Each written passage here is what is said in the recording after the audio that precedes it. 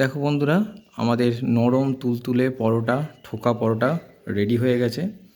আর এটা খাওয়ার জন্য আমি সঙ্গে নিয়েছি সোয়াবিন দিয়ে ছোলার ডাল আর রায়তা। তো সোয়াবিন ছোলার ডাল আর রায়তা দুটো রেসিপি আমার চ্যানেলে আছে, তোমরা দেখে নিতে পারবে। তো তোমরা এইভাবে পরোটাটা একদিন খেয়ে দেখবে, অসাধারণ লাগবে। আর চ্যানেলে যারা নতুন আছেন, চ্যানেলটা একটা ফলো আর সাবস্ক্রাইব করে দেবেন। Thank you. নমস্কার বন্ধুরা, রান্নার পাঠশালায় তোমাদের স্বাগত জানাই। আজকে একটা রান্না তোমাদের করে দেখাবো। সেটা হলো নরম তুলতুলে পরোটা বা ঠোকা পরোটাও বলতে পারো, বা কতকটা দোকানের স্টাইলে পেটাই পরোটার মতনও দেখতে, কিন্তু এক্স্যাক্টলি পেটাই পরোটা নয়। এটার মধ্যে একটা তুলতুলে ভাব থাকবে এবং এর মধ্যে কতগুলো লেয়ার থাকবে। তো সেটাকে এই জন্য লেয়ার পরোটাও বলতে পারো। তো তার জন্য আমি এখানে প্রথমে নিয়েছি ময়দা। তোমরা যদি কেউ ময়দা খেতে আপত্তি থাকে, যদি মনে করো যে আটার খাবে, সেক্ষেত্রে আটারও খেতে পারো। তো আমি এর মধ্যে এবার একটা একটা করে শুকনো উপকরণগুলোকে মিশিয়ে আগে ময়দাটার সাথে ভালো করে মেশাবো। তার জন্য আমি প্রথমে দিয়ে দেবো একটু নুন, একটু দিয়ে দেবো চিনি, এবার দেব অল্প পরিমাণে একটু বেকিং পাউডার,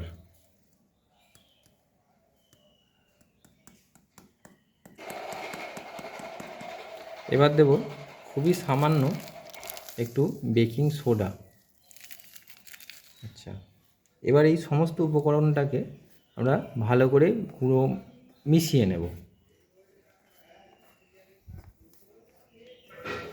এবার আরেকটা কথা বলে রাখি, এই পরোটাটা ভাজার সময় শুকনো শুকনো করে ভাজা হয়, কিন্তু এটা মাখার সময় একটু তেলের পরিমাণটা, ময়ামটা একটু বেশি দিতে হয়। তো আমি এটার মধ্যে একটু সানফ্লাওয়ার অয়েল দেব। তো তোমরা চাইলে যে কোনো সোয়াবিন অয়েল, ভেজিটেবিল অয়েল, যেটা ইচ্ছা দিতে পারো। তো এটার মধ্যে আমি একটু তেলটাকে বেশি পরিমাণে দেব। তো এটাকে আমি এবার এর সাথে ময়ামটা মিশিয়ে নেব। এবার এর মধ্যে দেব একটু টক দই। তোমরা একবার হাতে মুঠো করে দেখে নেবে, যদি দেখো যে ভাঁজ খাচ্ছে ময়দাটা, তাহলে জানবে যে ময়ানটা দেওয়াটা ঠিকঠাক মতন আছে। এই যে দেখো ময়দাগুলো ভাঁজ ভাঁজ মতন পড়ে যাচ্ছে। তো এটার মধ্যে এবার টক দইটা দিয়ে দেওয়া হবে।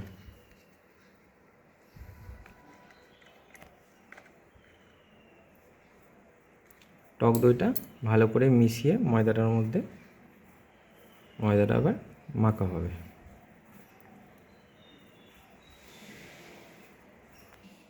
দেখো বন্ধুরা, এই যে এরকম এটা মাখতে মাখতে না এরকম একটু ঝুরঝুরে টাইপের হয়ে যাবে, এবং যত তোমরা এটা ভালোভাবে মাখবে, আস্তে আস্তে ক্রমশ দেখবে এটা হচ্ছে সেই পাউরুটির ভিতরটা যেরকম একটা জাল জাল জাল জাল মতন হয়ে যায় না, এটা মাখার পরেও ময়দাটাকে মাঝখান থেকে যদি ফাঁক করে ছাড়িয়ে দেখা হয়, তো সেক্ষেত্রে দেখা যাবে ওই পাউরুটির ভিতরের অংশটার মতন দেখতে লাগবে।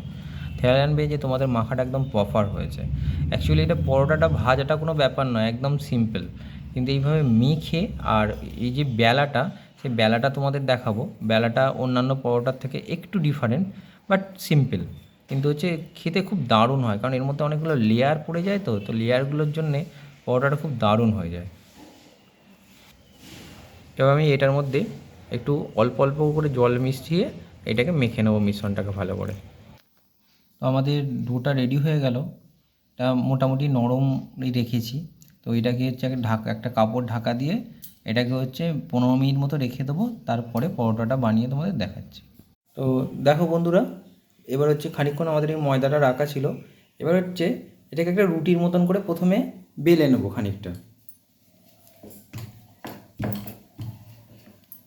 আমি এই পরোটাটা প্রথমবার কেরালায় দেখেছিলাম। তো এটা বিভিন্ন জায়গাতেই দেখি, এটা চেন্নাইতেও পাওয়া যায়, আর এখন আমাদের কলকাতাতেও দুটো একটা দোকানে আমি দেখেছি বানাচ্ছে। তো এইভাবে তোমরা পরোটাটা বানাতে পারো, ভীষণ ভালো লাগে খেতে। তো এই রুটির মতন করে বেলাটা হয়ে গেল। এবার এর আসল প্রসেসটা তোমাদের দেখাচ্ছি। এবার এটা ছুরি দিয়ে এই ঠিক পরোটার মাঝখান থেকে এটা লম্বা করে আমি জাস্ট কেটে নেব। এই কেটে নিয়ে এইরকমভাবে রোল করে নিলাম একটা। এইভাবে এই সিঙ্গাড়া সেই যেরকমভাবে বানায়, এরকমভাবে বাঁকিয়ে বাঁকিয়ে বাকি সাইডটাকে গোটাটাই গোল করে ঘুরিয়ে নেবো। এর মধ্যে এই যে যতগুলো লেয়ার পড়বে এই লেয়ার পড়লে তবে পরোটাটা ভালো। এবার এই যে হলো, এবার এই দুটো সাইড থেকে হাতে দিয়ে এরমভাবে আমি এটাকে চেপে দিলাম। তো চেপে দেওয়ার পরে এটাকে সোজা করে রাখলাম, রেখে হচ্ছে আমি হাতে করে এইভাবে হচ্ছে এবার চেপে দিলাম। এবার এটাকে হচ্ছে আমি বেলে বড় করে নেব। এবার এটাকে আমরা সাধারণত যেরকম রুটি বানাই এরকম হচ্ছে বেলে গোলাকার আকারে বেলে নেব। আর তোমরা যেরকম শেপ পারবে মোটামুটি এটা হচ্ছে বানিয়ে নেবে। এবারে চাটু গরম হয়ে গেলে এইভাবে একটু তেলটা চারদিকে চাটুতে হচ্ছে লাগিয়ে দেবে, দিয়ে হচ্ছে পরোটাটা এবার হচ্ছে চাটুর উপরে দিয়ে দেবে।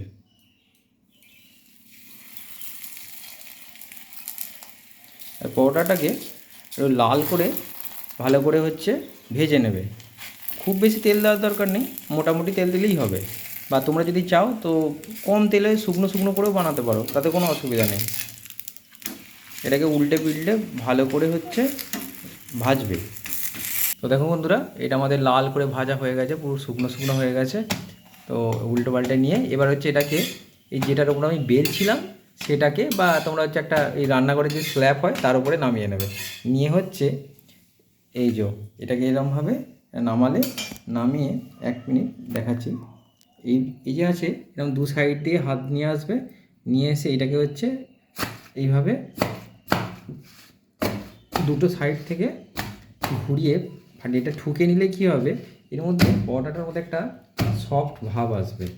দেখো এই যে লেয়ারগুলো কত সুন্দর ফেটে বেরিয়ে এলো, আর পরোটাটাকে একদম শুকনো, তেল দেখতেই পাচ্ছ না, এবং হচ্ছে খেতে খুব সুন্দর লাগবে। তো তোমরা একবার এইভাবে পরোটাটা বানিয়ে খেয়ে দেখো, ভীষণ সুন্দর লাগবে। তো দেখা হবে আবার একটা পরবর্তী রেসিপিতে। Thank you.